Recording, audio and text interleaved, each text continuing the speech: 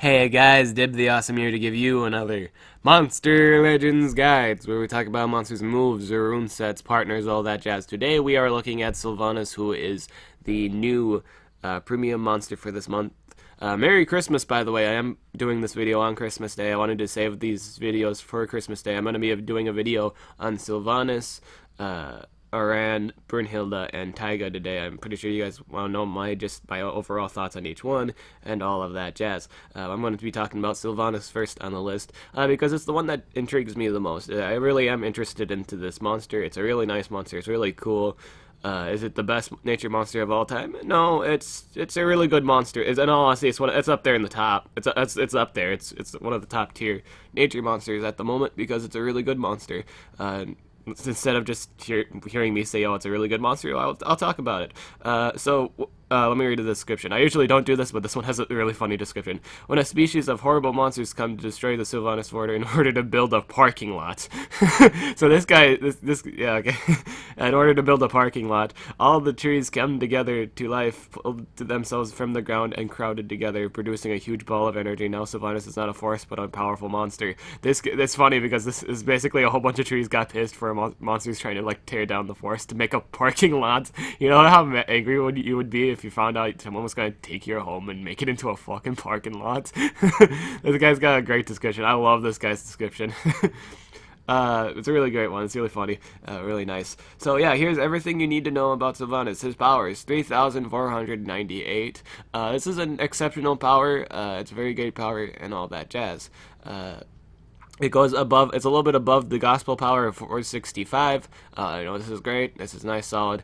It's a very healthy attack stat. Its life is 24,429. Sadly, this life is not anywhere near a gospel stat. This is it's not too low. It's pretty low though. It's pretty below the average life of. I think 26k is the acceptable life, but for this life it's kind of low, and it does actually hurt its just recovery. So you do have to actually put a life rune on this thing. You do need the extra. I will say you do need the extra guy built and be very, very, very, very, very, very generous with the runes. The more generous you are with this thing, the more generous it's going to be back to you. Are the stats bad? No, you just need really generous stats because it builds in with his kit. If the more generous you are with the runes, with the extra guy build, just a highest level strength, life, and speed, the more better this thing's gonna be, and the more terrifying it's gonna be. Its speed is 3,388. As you can see, this is pretty low. That's why you want a really high speed rune with this thing. It's averagely slow. Normally I don't recommend a speed rune, but for his kit specifically, I will recommend a speed rune.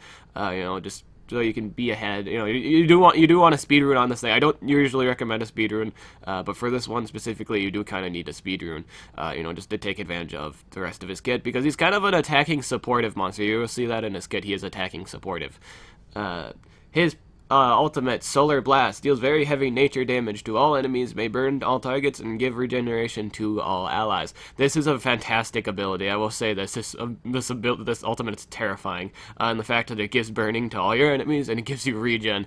Actually, at the moment, it actually stacks with basic attack regen. At the moment, that might change. Don't just say, "Oh, Dib, it didn't work for me when I did this in PvP," because he does have a regeneration skill. And people think at the moment it does kind of stack with his ultimate. That could be a bug, it could not be a bug, but at the moment it does stack. His regen does stack, so he can be really tanky. Two. So we're gonna skip the first three. I will say the next skill groups 2 and 3. This is totally what makes and breaks this monster. It's totally what you want this thing to be. Do you want him to be mainly offensive? Do you want him to be mainly supportive?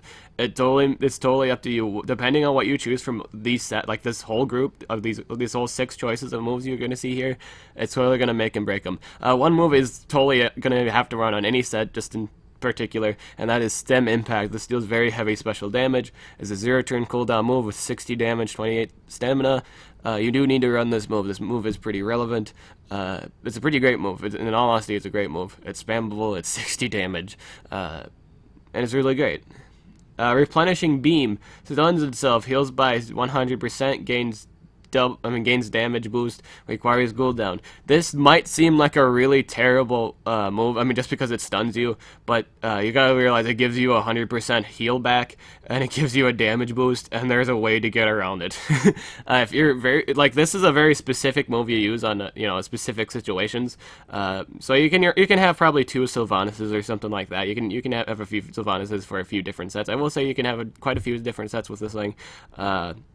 This move in particular needs to be you need to have a specific partner with you in order for this to run okay, and that is you either need Kalik, Sarah, Monster Device, or Fire Lake Wind to run this move. You do need one of those monsters. You do need them to make this a really.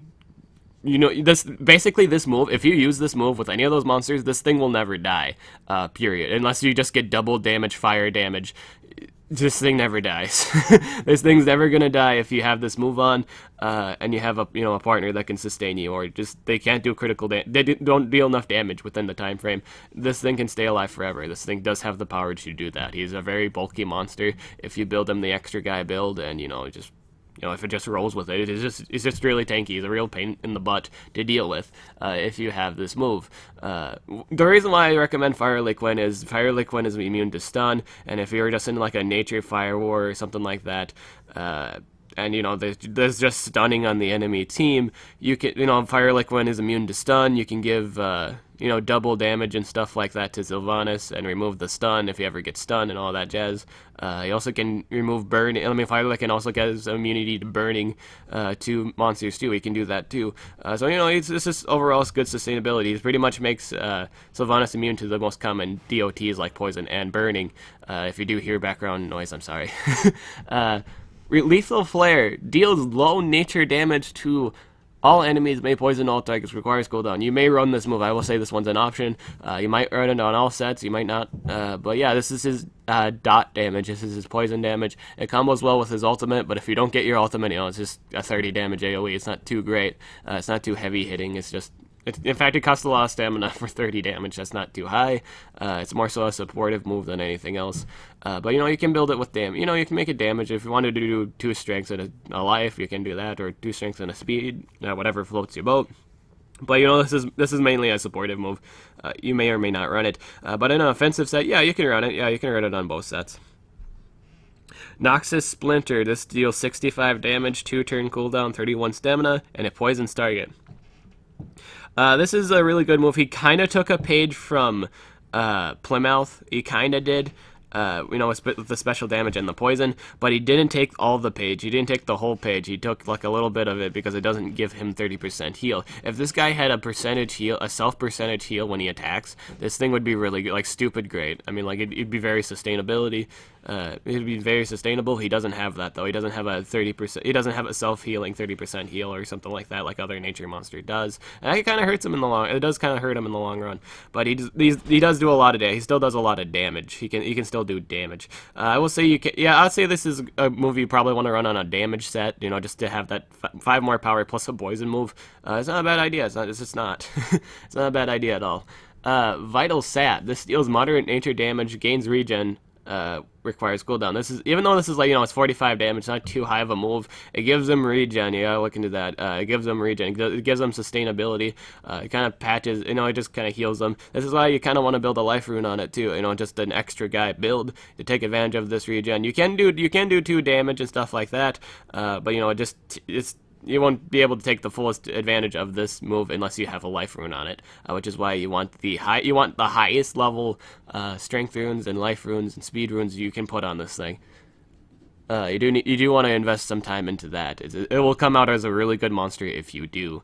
Regenerative Glow. Okay, this is my favorite move out of all this guy's moves. This is my favorite move. This is the move I've been waiting for a really long time. It's an AoE 50% heal, and it actually makes a justifiable sense why it's a 4-turn cooldown. It's it's because you see like with things like Drek, that's got a 30% heal with a 4-turn cooldown. There's quite a few nature monsters with 30% heals on a 4-turn cooldown for no justifiable reason, and that doesn't do anything else. But this one in particular does 50%. This is a relatively good move. In the case, you're burning or like you're poisoned, you pretty much clear up that damage. If you waited a few turns for that, you can clear that up, and you heal 30%. Actually, heal 30% of that and stuff like that.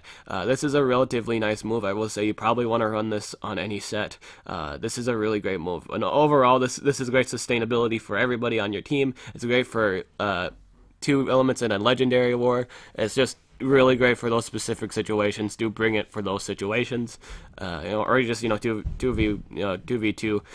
But yeah, this is a really good move. This keeps you alive. He's really hard. In all honesty, this guy's really hard to kill because of his recovery moves. I mean, like these 2 recovery moves in particular, Replenishing Beam and Restorative Glow. In fact, if you do Kalik and Monster Device or Sarah, you can keep them sustained with with this move. I guess you can't really do Sarah unless it's like a 2 Nature War, but overall, yeah, you can keep them sustained with this move. This is a relatively nice move. I will say this. This is relatively nice. If you ever had to worry about, like what if my Kalik and my Monster Device dies, you can use this move to heal them, which is really nice, just relatively nice overall. So what rune sets, what move sets should you actually do? I'm going to give you an attacking one, I'm going to give you a supportive one, and I'm going to give you a mix one. Here's the attacking one. You want to run Stem Impact, Noxus Splinter, Vital Sap, and you want to run the AoE. You can do that. He honestly does lack the, just Replenishing Beam and Regenerative Glow. I will say Replenishing Beam is an option. You may run it. It's just, just to keep him alive. You do need to run like things like Kalik or like Monster Device or Firelake Quinn.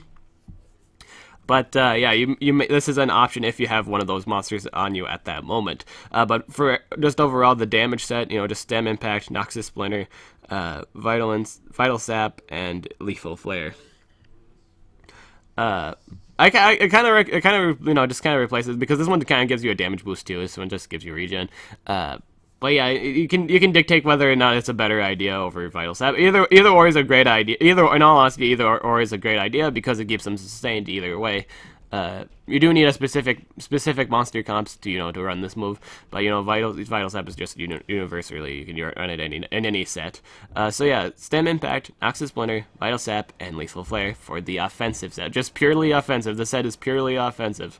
And stuff like that. This one's a mix set. This next one's a mix set.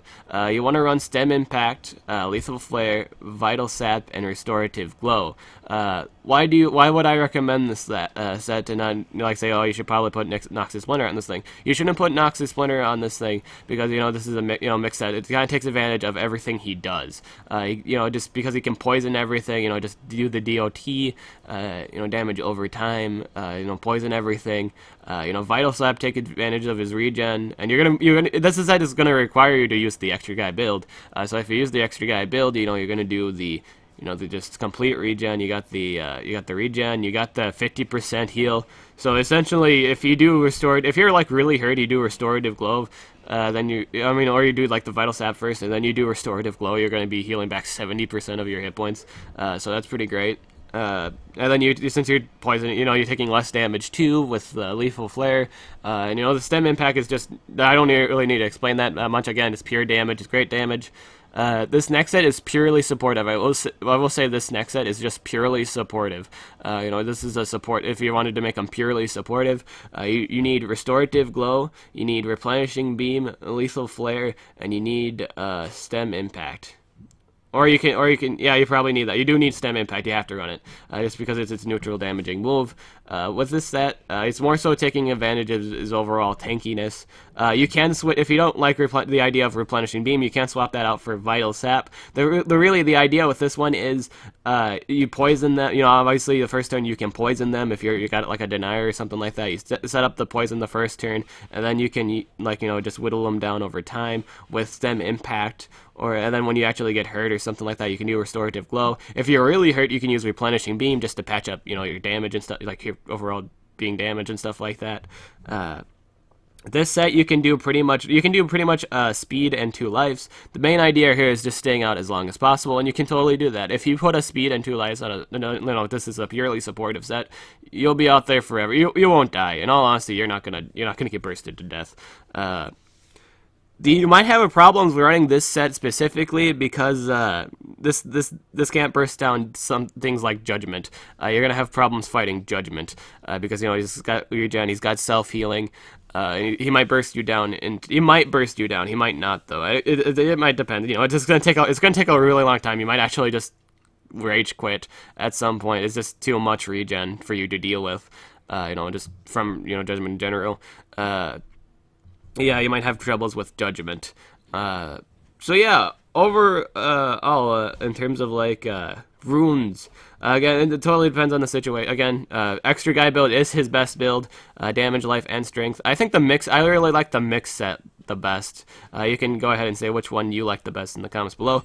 But yeah, overall, I really like this monster. It's the first monster that's not like, kill, smash. I do high ass damage and don't do anything else. This guy actually is tactical. This guy has like this guy's pretty legit in terms of tactability.